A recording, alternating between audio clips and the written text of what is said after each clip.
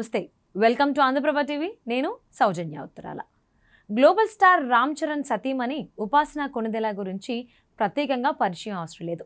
నిత్యం సోషల్ మీడియాలో యాక్టివ్గా ఉంటూ ఏదో ఒక పోస్ట్ చేస్తుంటారు ఆమె. అలాగే అప్పుడప్పుడు చరణ్ క్లీంకారాకు సంబంధించిన ఫొటోస్, మూవీ అప్డేట్స్పై షేర్ చేస్తూ ఫాలోవర్లను ఆకట్టుకుంటారు. తాజాగా ప్రేమికుల దినోత్సవం సందర్భంగా మెగా కోడలు ఉపాసన ఆసక్తికర పోస్ట్ చేసింది. వ్యాలంటైన్స్ డేకు సరికొత్త అర్థం చెబుతూ ఉపాసన షేర్ చేసిన పోస్ట్ ఇప్పుడు నెట్టింట తెగ వైరల్ అవుతుంది. ఫిబ్రవరి 14న కేవలం కొందరి కోసమే అంటూ ఫన్నీగా పోస్ట్ చేశారు. వ్యాలంటైన్స్ డే అనేది 22 ఏళ్ళు అంతకంటే తక్కువ వయసు ఉన్న అమ్మాయిలకు సంబంధించినది.